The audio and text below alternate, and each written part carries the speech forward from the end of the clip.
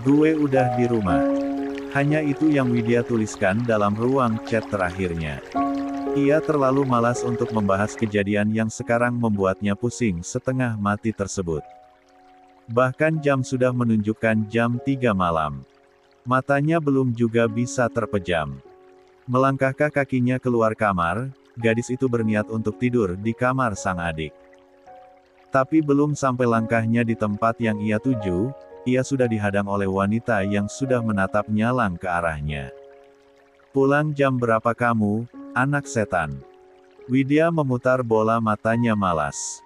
Mulutnya enggan sekali terbuka untuk menjawab pertanyaan dari perempuan yang telah melahirkannya tersebut. Sebentar lagi, ia pasti akan mendengarkan kutukan untuknya, dan pujian untuk kakak tersayangnya. Mulut itu dipakai kalau ditanyain orang tua, anjing.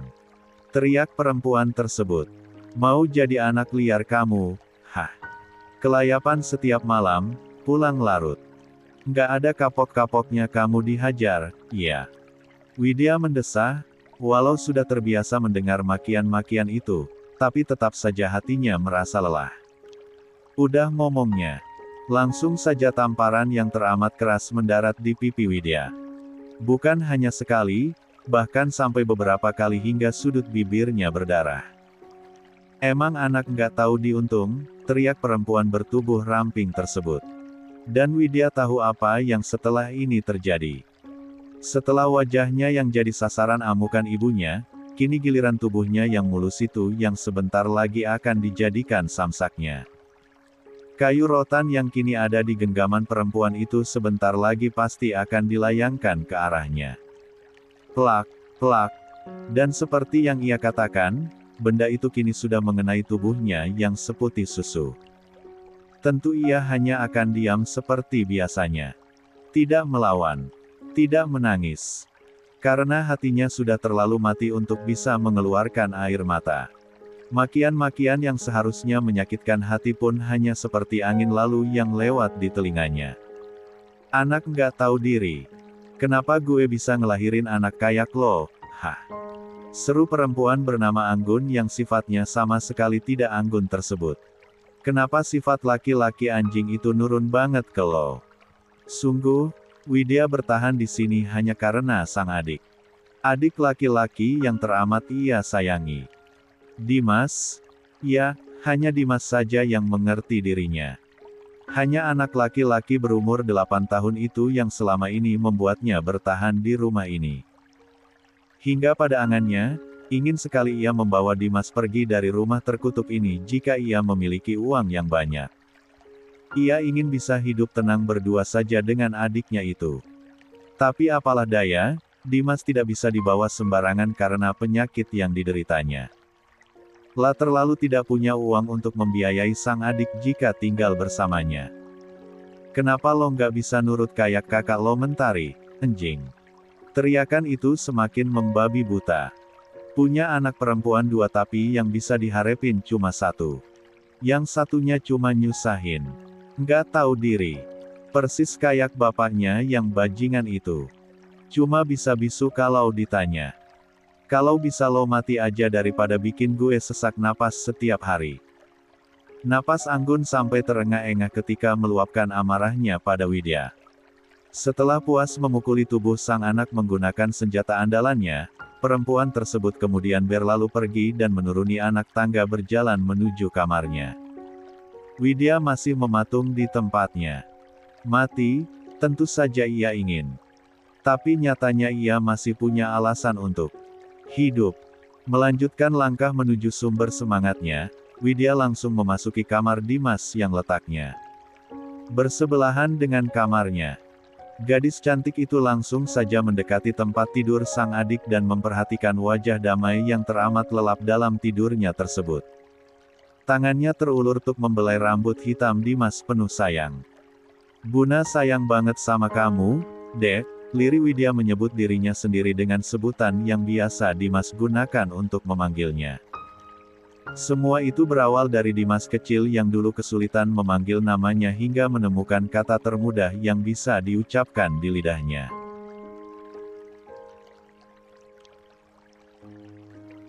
Dan kata itu, Tentu saja terbawa. Sampai adiknya itu tumbuh sebesar ini.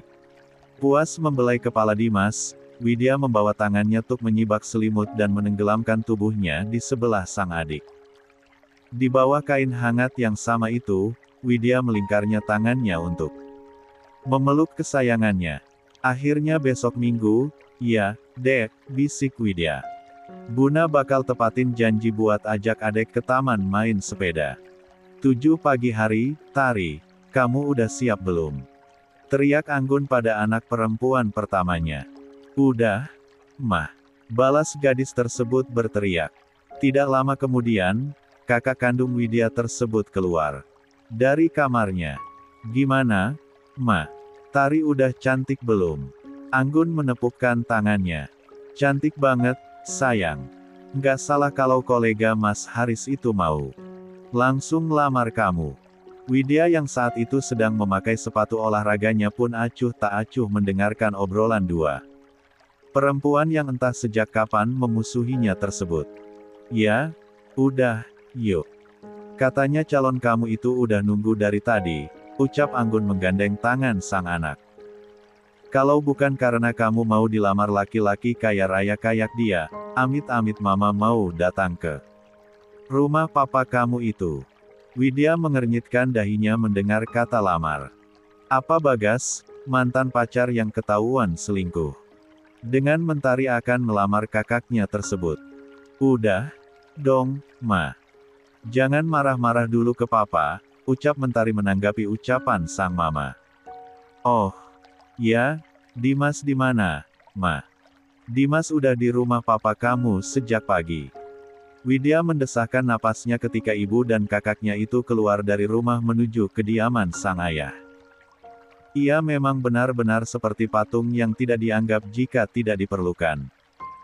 Dan interaksi yang paling ia hindari malah akan ia hadapi sebentar lagi.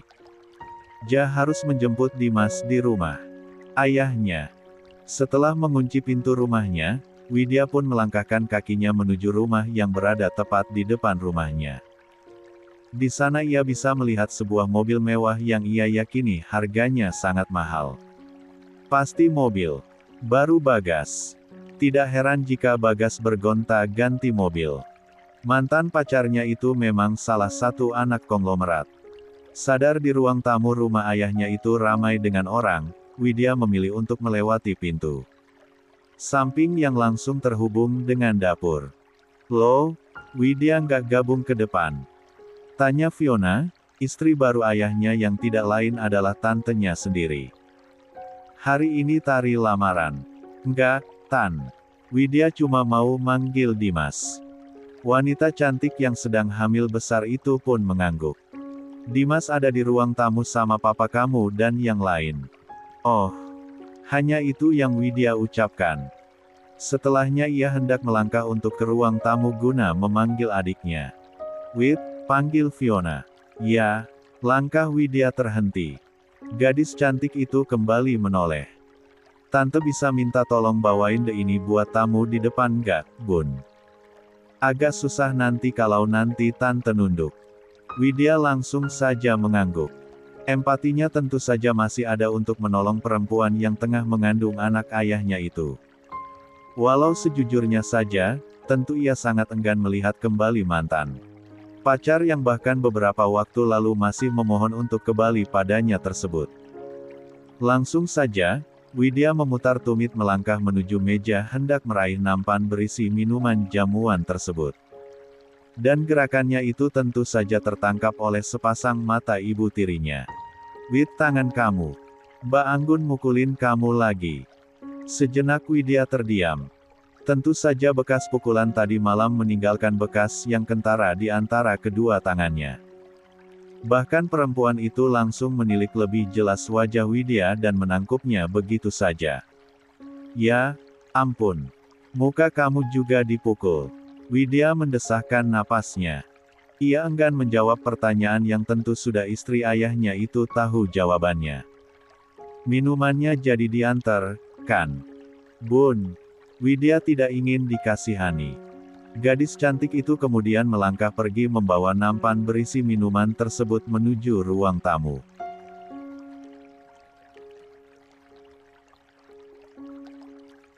Diam-diam, ada sepasang mata yang sedang menyorot tajam ke arahnya. Widya tidak menyadarinya tentu saja. Karena fokusnya sudah tertuju pada sang adik yang kini duduk di sebelah sang ayah.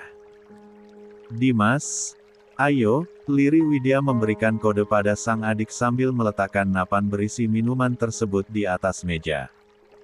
Ia bahkan menurunkan gelas-gelas itu dan menatanya sesuai dengan tamu yang ada di sana.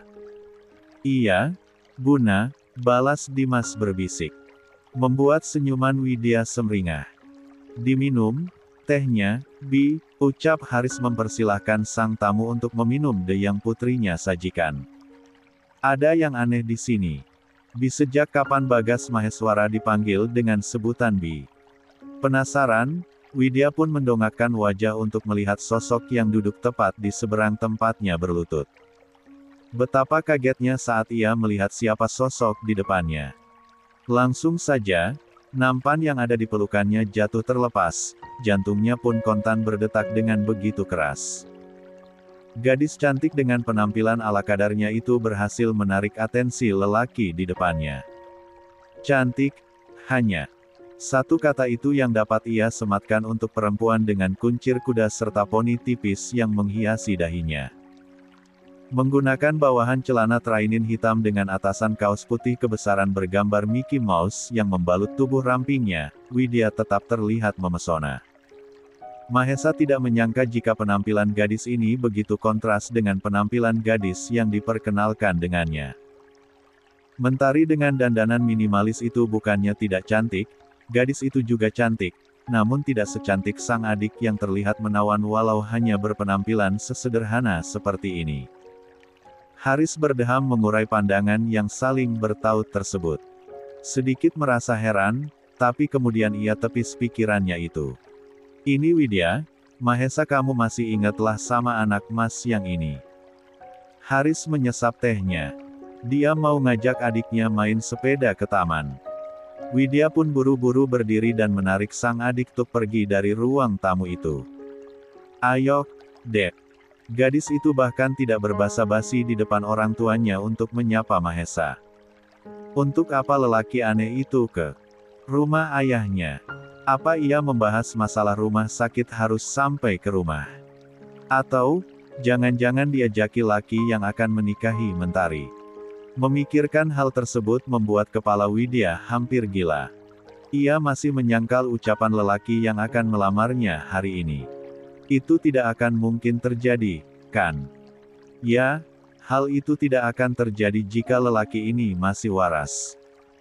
Tapi, bukannya laki-laki ini memang sinting. Tiba-tiba bulu kuduk Widya merinding. Dia ingin cepat pergi dari sini.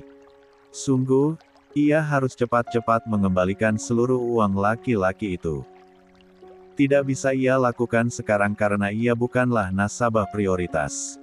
Mungkin hanya bisa melakukan transfer 500 juta per hari jika ingin menggunakan internet bankingnya. "Sepeda Buna di mana?" "Di rumah. Kita pulang sebentar, ya." "Oke." Tanpa berpamitan, Widya gegas menghilang ke arah belakang rumah membawa Dimas bersamanya. Anggun berdecak melihat kelakuan anak keduanya itu. "Maaf, ya, Mahesa, Widya emang nggak kayak Tari yang biasa lembut. Itu anak emang lebih cuek. Kadang nggak peduli kalau ada tamu di depannya. Nyapa aja nggak. Maklumlah. Namanya juga anak broken home yang kurang kasih sayang. Ada yang diturun kebiasaan jeleknya. Apalagi kelakuannya yang suka membangkang dan keluar malam." "Anggun," tegur Haris penuh tekanan. "Bahasan kita sekarang bukan Widya. Tolong jangan bikin gaduh di sini." Fiona yang sudah duduk di samping Haris pun mengusap lengan suaminya itu dengan lembut. "Sabar, Mas. Jangan marah-marah terus sama Mbak Anggun." Widya masih mendengar pembicaraan keluarganya tersebut. Sebelah sudut bibirnya tertarik ke atas. Sudah. Biasa mereka akan melakukan drama sebagai orang yang paling benar dan paling tersakiti.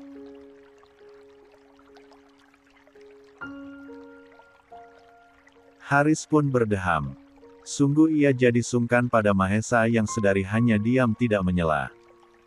Maaf. Ya, Mahesa biasalah. Mas harap nanti rumah tangga kamu sama anak gadis Mas ini langgeng. Amin, jawab Mahesa hanya menggerakkan bibirnya tanpa suara. Sedangkan yang lain menyuarakannya. Sebenarnya Mas cukup kaget sama pernyataan kamu yang ingin melamar anak gadis Mas, ucap Haris tenang. Rasanya kamu sama Mentari nggak pernah kelihatan sama-sama. Kok bisa tiba-tiba ada rencana melamar seperti ini? Kalian ketemu kalau kita ada acara family gathering atau seminar kesehatan, kan? Dan paling beberapa kali pas peresmian rumah sakit cabang sama perusahaan multinasional punya keluarga kamu. Atau, jangan-jangan di belakang Mas kalian ketemu diam-diam, ya. Berbagai spekulasi diutarakan oleh senior Mahesa di rumah sakit miliknya tersebut. Tapi bukannya menanggapi, lelaki itu masih dengan tenang menunggu keluarga calon targetnya itu selesai berbicara. Ya, pengendalian Mahesa memang cukup baik kalau dalam hal menahan bicara. Bahkan ia hanya akan bicara jika diperlukan saja. Tapi terhadap Widya, entah kenapa ia bisa merangkai kalimat panjang untuk diutarakan. Sejenak lelaki tampan tersebut mengulas senyum tipisnya saat mengingat kejadian semalam bersama Widya. Gadis itu benar-benar memenuhi pikirannya saat ini. Entah kenapa, ia jadi terburu-buru dan tidak sabar seperti ini. Sungguh, gadis itu pandai sekali memberikan trigger terhadap dirinya. Apa yang coba disangkal olehnya, maka dengan segera ia ingin memberikan balasan yang tepat untuknya. Pemandangan indah itu ditangkap langsung oleh sepasang mata Mentari. Ia pikir, lelaki itu tersebut tersenyum karena sedang memikirkannya. Tidak terlintas sedikit pun bahwa sesungguhnya lelaki itu malah sedang memikirkan adiknya. Di dalam hati, ia bahkan tidak menyangka kalau teman sejawat ayahnya yang sepertinya sulit digapai itu malah melamarnya. Ia seperti mendapatkan jackpot saat ini. Ia berhasil merebut Bagas dari Widya yang notabene juga anak pengusaha, akan tetapi, di hadapannya saat ini ada Mahesa. Tentu saja lelaki itu tampak lebih memesona jika dilihat dari segala arah. Ya, pembawaan Mahesa memang terlihat tenang dan berwibawa. Tidak heran jika banyak wanita yang rela antri untuk diperistri oleh lelaki ini. Baru membayangkan jadi istri dari Mahesa Hans Perdana saja sudah membuat hati seorang Mentari bersorak senang. Apalagi sebentar lagi ia benar-benar menjadi istrinya, tidak bisa ia bayangkan bagaimana lengkap kebahagiaannya. Umurnya saat ini memang sangat cocok sekali untuk menikah. Usia yang sangat produktif dan pas untuk seorang perempuan menikah. 23 tahun. Rasanya sangat sesuai untuk Mahesa yang berusia 33 tahun. Jarak 10 tahun menjadi angka yang sempurna bagi mereka. Duh. Malah pada senyum-senyum sendiri, ucap Anggun menimpali ucapan sang mantan suami. Gemes banget lihatnya. Perempuan itu mengalihkan tatapannya pada mantan suami. Nggak penting gimana cara mereka dekat. Kita nggak perlu tahu, Mas. Semua orang bisa saja menjalin hubungan secara diam-diam. Seperti yang kamu jakukan pada Fiona di belakangku. Sungguh, Haris masih bisa menahan amarahnya sedari tadi saat Anggun tidak bisa menjaga bicaranya. Bahkan di depan orang yang notabene saat ini menjadi tamu penting mereka perempuan itu tidak mampu menjaga rasa sungkannya. Anggun tidak memperdulikan tatapan tajam dari Haris. Perempuan itu tersenyum percaya diri sambil meraih tangan Mentari yang tengah duduk di sebelahnya. Tangannya yang halus meremat pelan dan mengusap tangan punggung putrinya itu dengan begitu lembut. Kamu nggak salah pilih, Mahesa, Mbak yakin kalau Mentari bisa jadi istri yang baik untuk kamu. Anggun menarik napasnya dalam-dalam lalu mengembuskannya perlahan. Dia anaknya penurut banget. Dia akan turuti semua yang kamu mau, Mahesa, tapi memang terkadang dia manja. Tapi maklumin aja, namanya juga anak perempuan. Mereka pasti senang cari perhatian suaminya. Wajah Mahesa masih datar-datar saja. Lelaki itu malah berpikir bagaimana Widya bisa hidup di keluarga yang terlihat rumit seperti ini.